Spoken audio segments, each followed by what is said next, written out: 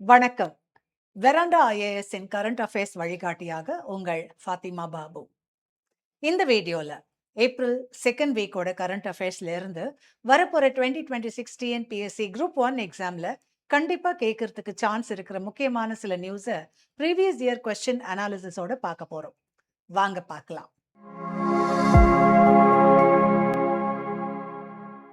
வரவிருக்கும் தொகுதி மறுவரையறை செயல்முறை இந்திய அரசியலில் பெரிய விவாதத்தை கிளப்பியுள்ளது. தென் மாநிலங்களின் மக்களவை தொகுதிகள் குறையக்கூடும் என்ற அச்சம் மீண்டும் எழுந்துள்ளது.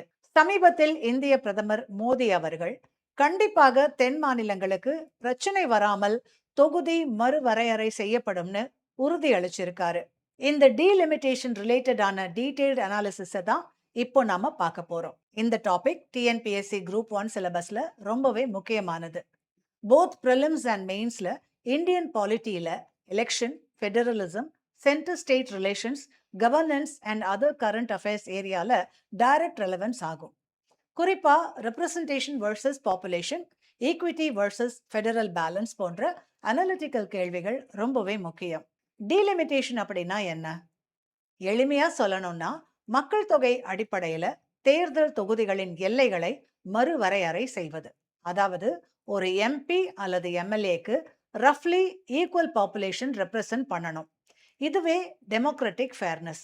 இந்த ப்ராசஸ் எப்படி நடக்குதுன்னா, பார்லிமெண்ட் சென்சஸுக்கு அப்புறம் ஒரு டீலிமிட்டேஷன் கமிஷனை அமைக்கும். இந்த கமிஷன் ஒரு இண்டிபெண்டன்ட் பாடி. இதன் ரெக்கமெண்டேஷன்ஸ் ஃபைனல். கோர்ட்டு கூட சேலஞ்ச் செய்ய முடியாது. இது நியூட்ரலிட்டி என்ஷூர் பண்ணும். கான்ஸ்டிடியூஷன் ப்ரொவிஷன்ஸை பார்க்கும்போது article 82 Lok Sabha delimitation, article 170 state assembly delimitation முக்கியம். டீலிமிட்டேஷன் ஆக்ட் மூலமா கமிஷன் உருவாக்கப்படுது. மாணவர்களே, டீலிமிட்டேஷன் இம்பார்ட்டன்ஸ் என்னன்னா ஈக்குவல் ரெப்ரசன்டேஷன். பாப்புலேஷன் அதிகமா இருந்தா அதிக சீட்ஸ் கிடைக்கும். இது டெமோக்ரஸியின் கோர் பிரின்சிபல். ஆனா இதே விஷயம் ஃபெடரல் இம்பேலன்ஸுக்கும் காரணம். பாசிட்டிவ் இம்பாக்ட் பார்த்தோம்னா fair representation, democratic equality, urban rural balance. Negative impact சில மாநிலங்களுக்கு பொலிட்டிக்கல் பவர் குறையும், regional imbalance, north south divide. இந்தியால டீலிமிட்டேஷன் ஹிஸ்டரியில இந்த 4 இயர்ஸ் ரொம்பவே முக்கியம். 1952 முதல் டீலிமிட்டேஷன், 1951 சென்சஸ் படி. 1963 second delimitation, 1973 third delimitation, 2002 fourth delimitation. 1976ல 42வது அமெண்ட்மெண்ட் மூலமா டீலிமிட்டேஷன் ஃப்ரீஸ் பண்ணப்பட்டுச்சு. காரணம் பாப்புலேஷன் கண்ட்ரோலை என்கரேஜ் பண்ணறதுக்காக. இதை 2002க்கு அப்புறம் ஃப்ரீஸ் பண்ணி 2026 வரை எக்ஸ்டெண்ட் பண்ணினாங்க. மாணவர்களே, கான்ஸ்டிடுவன்சி நம்பர்ஸ் எப்படி மாறுச்சுன்னு பார்க்கலாம். லோக்சபா சீட்ஸ் 1951ல 489 இருந்துச்சு. இப்போ 543. தமிழ்நாட்டில் 39 சீட்ஸ். நீண்ட காலமா இதே நம்பர் தான். ஆனா பாப்புலேஷன் சேஞ்ச் பெரிய அளவுல நடந்திருக்கு. நார்த் இந்தியா பாப்புலேஷன் அதிகமா இன்க்ரீஸ் ஆயிருக்கு. சவுத் இந்தியா பாப்புலேஷன் கண்ட்ரோல்டா நல்லா நடந்திருக்கு.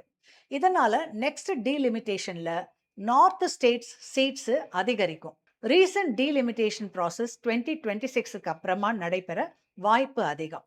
அதாவது புதிய சென்சஸ் அடிப்படையில புதிய சீட்ஸ் அலோகேஷன். இதுல முக்கியமான இஷ்யூ என்னன்னா சவுத் ஸ்டேட்ஸ் அப்போஸ் பண்றாங்க. ஏன்னா பாப்புலேஷன் கண்ட்ரோல் சக்சஸ்ஃபுல்லா சவுத் ஸ்டேட்ஸ் பண்ணியிருக்காங்க. தமிழ்நாடு, கேரளா. எக்கனாமிக் கான்ட்ரிபியூஷன் அதிகம், ஆனா பொலிட்டிக்கல் ரெப்ரசன்டேஷன் குறையும். உதாரணமா உத்தரப்பிரதேச பாப்புலேஷன் 24 கோடி, அதிக சீட்ஸ் கிடைக்கும்.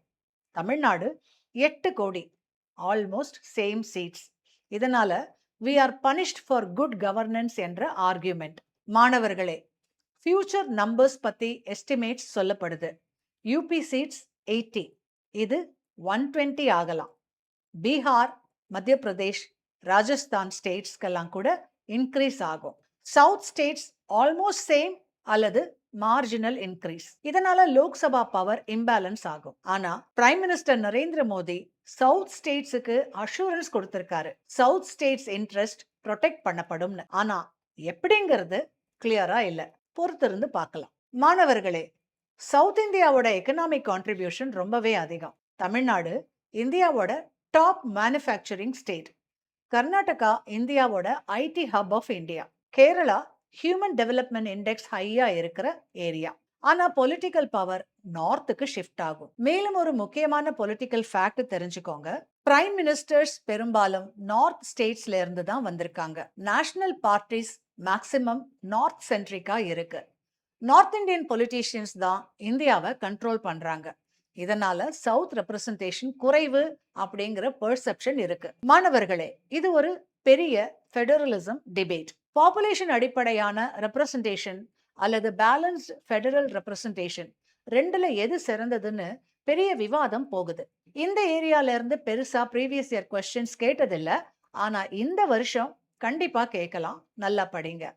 இந்த காணொளி உங்களுக்கு பயனுள்ளதா இருக்கும்னு நம்புறோம். உங்களோட லைக்ஸ் அண்ட் கமெண்ட்ஸ் எதிர்பார்க்கிறோம். இந்த மாதிரி காணொளிகளை தொடர்ந்து பார்க்க வெராண்டா ஐஏஎஸ் சேனலை சப்ஸ்கிரைப் பண்ணிக்கோங்க. மீண்டும் ஒரு காணொளியில உங்களை சந்திக்கும் வரை உங்களிடமிருந்து வணக்கம் கூறி விடைபெறுவது ஃபாத்திமா பாபு. நன்றி, வணக்கம். Veranda IAS, where your dream becomes reality.